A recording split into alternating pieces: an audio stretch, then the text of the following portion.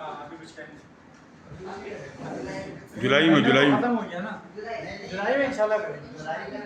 हाँ जुलाई में इंशाल्लाह। अच्छा, मोबाइल फ़ोन कर लिया आप लोगों ने साइलेंट पे? जी बस। आज का जो टॉपिक है ये कितने लोगों को समझ में आ रहा है? यहाँ पर लिखा हुआ कि इसमें क्या होगा, कुछ समझ में आ रहा है कि क्या होगा टॉपिक के अंदर? जी सर। पिक्चर देख के कुछ समझ में आ रहा है? बिल्कुल सर, पिक्चर से ही समझ में आना चाहिए वैसे। आ रहा है सर। बहुत ही अट्रैक्टिव, बहुत ज़बरदस्त पिक्चर इसमें लगाई है और इस पिक्चर में पूरी थीम समझा दी गई है। जी सर। कि आज का जो हमारा टॉपिक है वो है हेल्पिंग योर न्यू डिस्ट्रीब्यूटर। जो नए लोग आपके सिस्टम में शामिल होंगे या हो रहे हैं, उन लोगों को कैसे ट्रेन करना है, क्या क्या सिखाना है, क्या क्या बताना है, ये सारी चीज़ें आपने उनको समझानी है। और मेरा नाम है मोहम्मद उस्मान खान, मार्केटिंग एग्जीक्यूटिव हूँ DXN पाकिस्तान में। अल्हम्दुलिल्लाह 10 साल मुझे हो गए। तो मैं प्रेजेंटेशन के साथ साथ वो चीज़ें और वो बातें भी आप लोगों को बताता रहूँगा जो मैंने यहाँ पर हकीकत में देखी हैं, जो मिस्टेक्स लोग करते हैं, लोगों ने की हैं, वो भी मैं आपको अपना एक्सपीरियंस जो है वो भी शेयर करता रहूँगा। क्योंकि हम लोग यहाँ पर मौजूद होते हैं, हम लोग सबको देख रहे होते हैं, हमें पता है कौन क्या परचेज कर रहा है, कितना काम कर रहा है, कितनी मेहनत कर रहा है और उसकी मेहनत पे उसको रिजल्ट क्या मिल रहा है, ये भी हम लोग देख रहे होते हैं ना। तो अगर कहीं ना कहीं कोई प्रॉब्लम होती है तो हम उसको समझाते हैं, बताते हैं, रोकते हैं, टोकते हैं। तो हमारा भी एक एक्सपीरियंस हो गया है, एक तजुर्बा हो गया है लोगों से मिलकर बात करने का, तो वो भी मैं आपको समझा दूँगा। बहरहाल अब हम आते हैं अपने टॉपिक की तरफ। जैसे कि हमारा टॉपिक है हेल्पिंग योर न्यू डिस्ट्रीब्यूटर। जब भी कोई शख्स हमारी टीम में शामिल होता है तो वो एज में बड़ा भी हो सकता है आपसे, वो एज में छोटा भी हो सकता है, वो तालीम में आपसे ज़्यादा भी हो सकता है, उसका जो तालीम है वो ज़्यादा भी हो सकती है, कम भी हो सकती है, वो मेल भी हो सकता है, वो फीमेल भी हो सकता है, XYZ कोई भी हो सकता है। लेकिन आपके लिए वो कौन है? वो एक छोटा बच्चा है जिसको चलना नहीं आता। और ये भी मैं आपको बता दूं कि जो लोग आएंगे, जैसे कि हमारा एक एटीट्यूड होता है कि मुझे सब आता है, मुझे सब पता है, मैं सब जानता हूँ, मुझे बस ये बताओ कि काम क्या करना है। ज़्यादातर लोगों का ये एटीट्यूड होता है और वही लोग सिस्टम में नहीं चल पाते, क्योंकि हर फर्म का, हर इदारे का, हर फील्ड का एक अलग तजुर्बा है, उसमें काम करने का तरीका बिल्कुल डिफरेंट है, अलग है, मतलब सबका एक कल्चर अलग है। अगर पंजाब का कोई शख्स आके सिंध में रहना चाहे तो उसको थोड़ा सा मुश्किल होता है, क्योंकि उसका कल्चर अलग है, उसका कल्चर अलग है, बोली का अलग है, ज़बान अलग है, ड्रेसिंग अलग है, हर चीज़ अलग है। इसी तरीके से फर्म का, इदारे का, कंपनी का भी कल्चर जो है वो डिफरेंट होता है। तो हमारे लिए फ़ायदेमंद ये होता है कि हम उस कल्चर को जितनी जल्दी अडॉप्ट करेंगे, सीखेंगे, उतना जल्दी हम उसमें कामयाब होंगे। फिर उसके बाद नंबर 2 कि सिखाने वाले लोग कौन हैं। अगर तो सिखाने वाले लोग मुखलिस हैं, कामयाब हैं, अच्छा सिखा रहे हैं, तो आपने लाजमी कामयाब होना है। लेकिन आपके ऊपर भी डिपेंड करता है, आप उनसे सीखें, समझें और उसको डुप्लीकेट करें अपने ऊपर और अपनी टीम्स के ऊपर। तो बहरहाल आपने सबके साथ इस तरह से बिहेव करना है कि वो एक बच्चे की तरह आपकी टीम का हिस्सा हैं, जिनको कुछ भी नहीं आता। अगर वो स्विमिंग सीख रहे हैं तो आपने उनका ख्याल रखना है। छोटे बच्चे का ऐसे ख्याल रखते हैं ना, स्विमिंग सिखानी भी है उसको साइकिल चलाना सिखानी भी है, लाजमी है। नहीं तो आगे आके बाइक कैसे चलाएगा, रोड साइंस कैसे आएगा, आगे कैसे बढ़ेगा। हर शख्स ये चाहता है कि मेरा बच्चा जो है जल्द से जल्द साइकिल चलाना सीख ले। सिखाना भी ज़रूरी है और उसको चोट भी ना लगे, नुकसान भी ना पहुंचे, इस चीज़ का भी ख्याल रखना है। तो ऐसे ही ख्याल रखते हैं ना, साइड में सेपरेट जो सपोर्टिंग व्हील होते हैं वो लगा दिए जाते हैं। कुछ दिनों तक शुरू में पकड़ पकड़ के चलाते हैं बच्चे को कि गिर ना जाए। तो जो डाउनलाइन है ना आपकी, वो भी इसी तरह से है, बिल्कुल बच्चे की तरह। आपने उसको अकेला कभी भी नहीं छोड़ना है। उसको चोट लग सकती है, धोखा मिल सकता है, रिजेक्शन मिल सकता है, वो डिसर्ड हो सकता है, वो काम छोड़ सकता है, बहुत सारी चीज़ें। तो आपने शुरू में उसको बिल्कुल, जैसे ही मिस डॉक्टर नौरीन ने अपने बच्चों को साथ जोड़ के रखा हुआ है ना, दोनों को एक दाएं और एक बाएं, और बीच में एक बड़ी बच्ची भी है जो अपनी फीडर नहीं लाए आज। तो इसी तरीके से अपने बच्चों को, अपनी डाउनलाइन को सेम रखना है आपने। बिल्कुल कभी भी ये महसूस नहीं करना कि वो एज में बड़ा है तो मैं उसको कैसे सिखाऊं, मैं उसको कैसे टोकूं। टोकना बहुत मुश्किल होता है बाज़ बात, कोई काम मतलब गलत कर रहा है कोई शख्स, तो आपने उसको टोकना है, उसको बताना है लाजमी। तो बहरहाल आपका जो बिहेवियर एटीट्यूड है वो ये वाला होना चाहिए हमेशा अपनी डाउनलाइन के साथ। और ये वाला एटीट्यूड जब होगा ना, तो एक जो मोहब्बत आपके अल्फाजों में दिखेगी कि आप उसकी केयर कर रहे हैं, तो वो आपकी डांट भी सुनेगा। क्यों? क्योंकि आप उसका ख्याल रख रहे होंगे। तो जब ये एटीट्यूड होगा, ये नियत होगी, तो लाजमी इंशाल्लाह आप कामयाब होंगे। अच्छा, डिस्ट्रीब्यूटर बनाना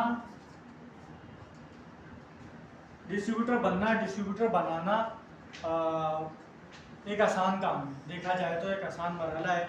लोगों को बताना, गाइड करना, उनको डिस्ट्रीब्यूटर बनाना एक आसान है।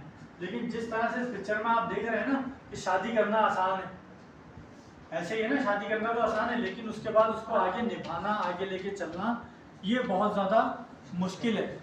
एक बैलेंस बना के रखना पड़ता है आपने अपनी लाइफ में, जो बहुत ज़्यादा ज़रूरी है। वो कहते हैं ना, मियाँ बीवी साइकिल के दो पहिए हैं। तो इसी तरीके से हमारे बिजनेस में भी ऐसे ही कि डिस्ट्रीब्यूटर बनाना आसान है, लेकिन उसको लेके चलना, आगे कंटिन्यू रखना मुश्किल है। आपने उसकी गलतियां सुधारनी है और उसको छोड़ना भी नहीं है। लाइफ पार्टनर भी ऐसे ही होता है ना, छोड़ तो सकते ही नहीं है, दम ही नहीं है किसी में। तो उसको बैलेंस करना ज़रूरी है। उसकी खामियां भी एक्सेप्ट करनी है, उसकी अच्छाइयाँ भी एक्सेप्ट करनी है, लाजमी है ये। अगर आप ये सोच रहे हैं कि नहीं, उसकी जो खामियां हैं वो मुझे एक्सेप्ट नहीं करनी है, तो ऐसा इम्पॉसिबल है। तो इसी तरह से ऐसे ये जो लोग आपकी डाउनलाइन में शामिल होंगे, उनकी ड्रेसिंग, उनका लहजा, उनका खाना पीना, उनका उठना बैठना आपको अच्छा ना लगे, उनका बात करना, बहुत सारे लोगों की बात होती है बैठते ही सियासत पे बात शुरू कर दें, सुबह दोपहर शाम। लेकिन क्या करना है, आपका एटीट्यूड ऐसा होना चाहिए, ये आपका फन है कि आपको उनको टॉपिक पे लाना है, काम पे लाना है, काम करवाना है, उनको फील करवाना है कि उनकी ज़रूरत है DXN, उनकी ज़रूरत है पैसा, उनकी ज़रूरत है ये चीज़। तो ये आपका फ़न है कि आप उनको कैसे महसूस करवाते हैं। तो खामियां हर किसी में होंगी, बुराइयां हर किसी में होंगी। अब ये आपके टैलेंट है कि आप इस रिश्ते को, इस वाले वो नहीं, डिस्ट्रीब्यूटर वाले रिश्ते को कैसे बैलेंस करते हैं। तो ये वाला तो करना ही करना है ना, उसमें तो कोई दो राय है ही।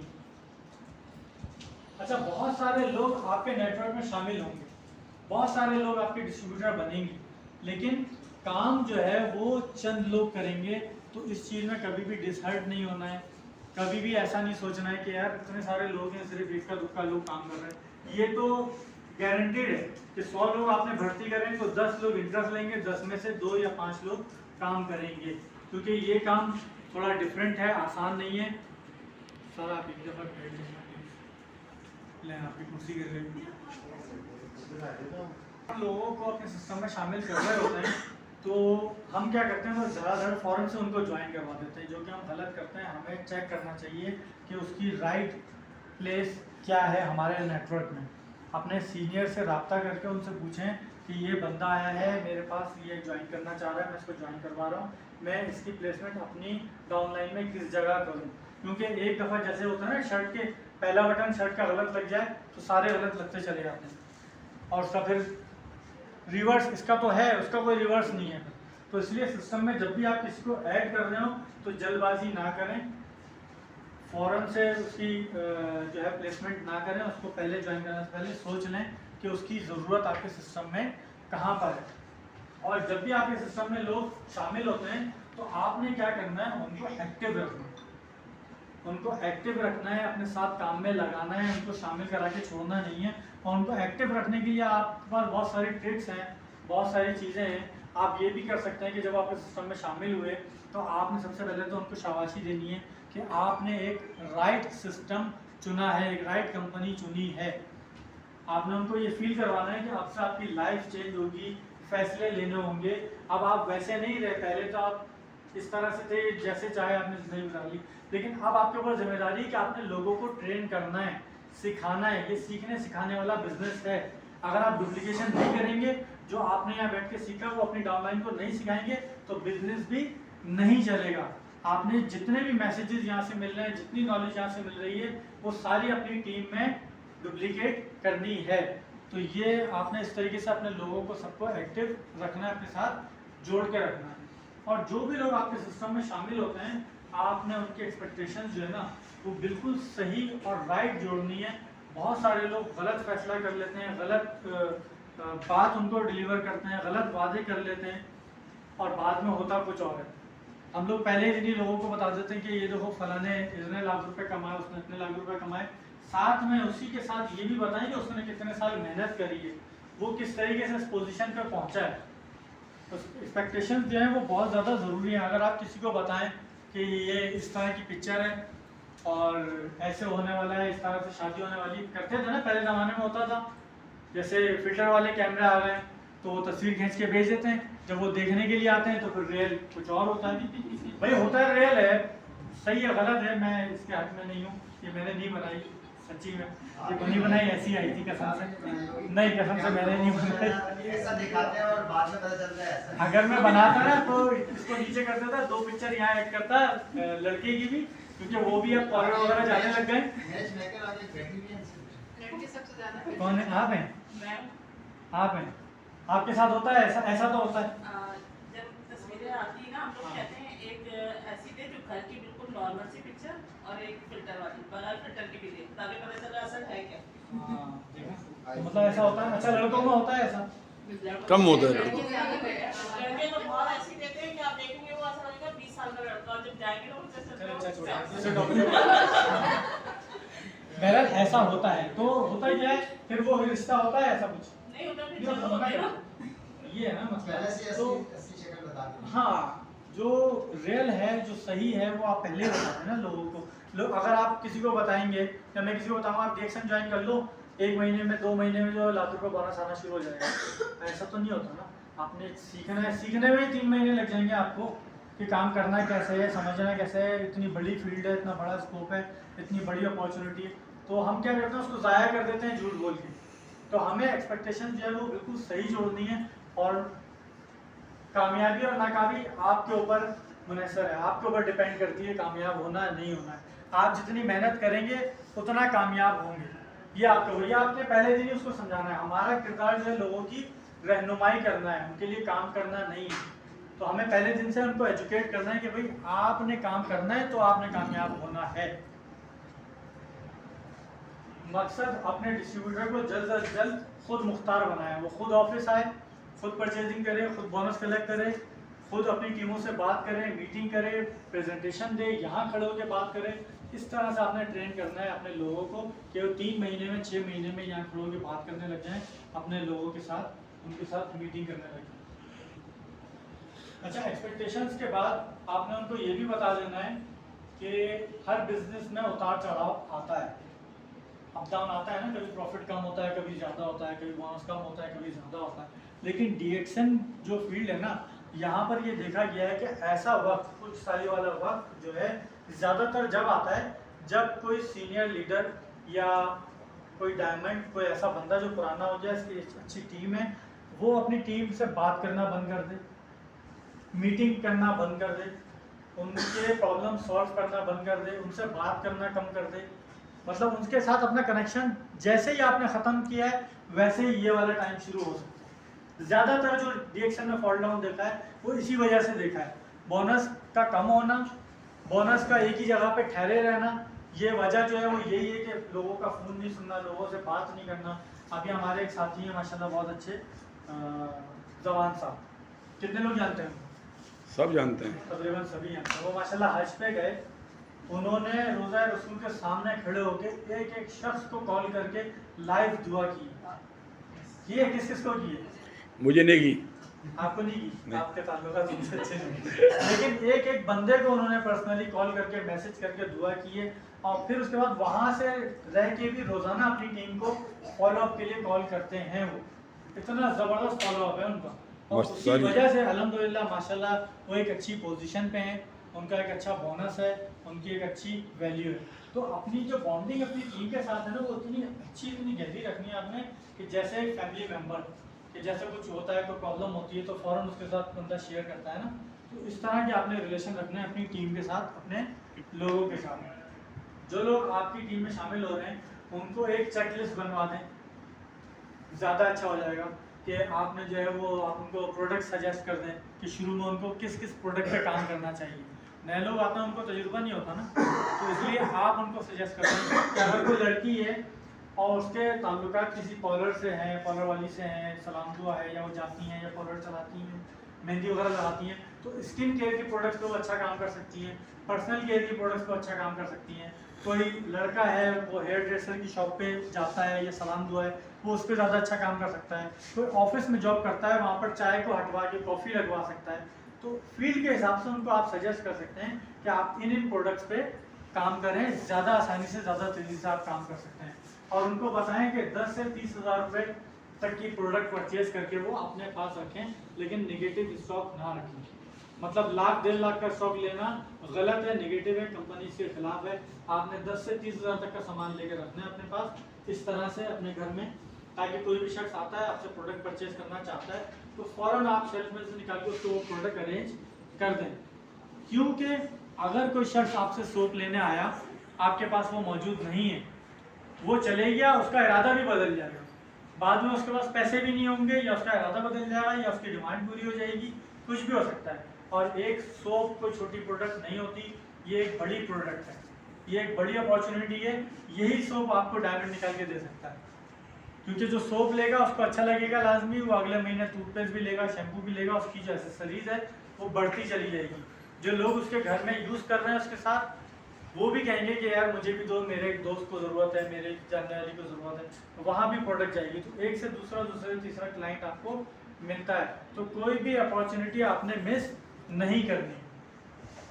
कोशिश करें ज़्यादातर सहारा जो आपने टूल्स का लेना है, मतलब जो वीडियोस हैं, कंपनी की प्रोफाइल है, कंपनी की एप्लीकेशन है, इस तरह की जो फिक्स चीज़ें हैं कंपनी की, वो आपने अरेंज करके लोगों तक अरेंज करनी है, नए लोगों में। वो जैसे कि वेबसाइट से आपने लोगों को कनेक्ट करना है, सर्विस सेंटर्स के साथ कनेक्ट करना है, आपने उनको सिखाना है कि बोनस कैसे कलेक्ट करना है, बिल कैसे परचेज बनवाना है, और एप्लीकेशन कैसे यूज़ करनी है। एप्लीकेशन के बहुत ज़्यादा फ़ायदे हैं, घर बैठे ज्वाइनिंग कर सकते हैं, घर बैठे किसी को ज्वाइन करवा सकते हैं, परचेजिंग करवा सकते हैं घर बैठे किसी को। आपके किसी गेस्ट को ऑफिस आने की ज़रूरत नहीं है, वो घर बैठे अपनी मर्ज़ी की प्रोडक्ट अपने एड्रेस पर मंगवा सकता है अपने कार्ड से परचेजिंग करके। तो ये बहुत अच्छे ऑप्शंस हैं, हम लोग इसको यूज़ नहीं करते, डुप्लीकेट नहीं करते।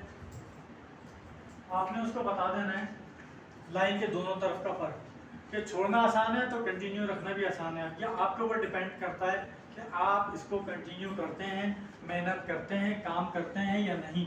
कोई और आपकी जगह काम नहीं करेगा, ये आपने पहले दिन ही उसको समझा देना है। लोगों के जहन में ये होता है कि मैं ज्वाइन करके छोड़ देता हूँ, मेरे नीचे टीम बनती रहेगी और काम चलता रहेगा। ऐसा नहीं होता, आपने एक्टिव रहना है, काम करना है और अपनी टीम खुद बनानी है, खुद उस पर मेहनत करनी है। आपने उसको एक्साइटेड फील करवाना है, खास तौर पे पहली परचेजिंग पे, पहली ज्वाइनिंग पे, पहले बोनस पे, पहले इवेंट में आपने उसको बुलाना है। अगर वो अच्छी कारकर्दगी दे रहा है तो आप उसको रिवार्ड भी दे सकते हैं, उसको मोटिवेशन के लिए आप उसको गिफ्ट में कोई टिकट दे सकते हैं कंपनी के किसी अच्छे बड़े इवेंट का। तो इससे क्या होता है कि लोग देखते हैं आगे, यार इतना बड़ा इवेंट है, किस तरह का इवेंट है, कंपनी की वैल्यू क्या है, कंपनी की पोजीशन क्या है। तो ये एक अच्छी चीज़ है। लोगों के जज्बाती लगाव को भी आपने समझना है।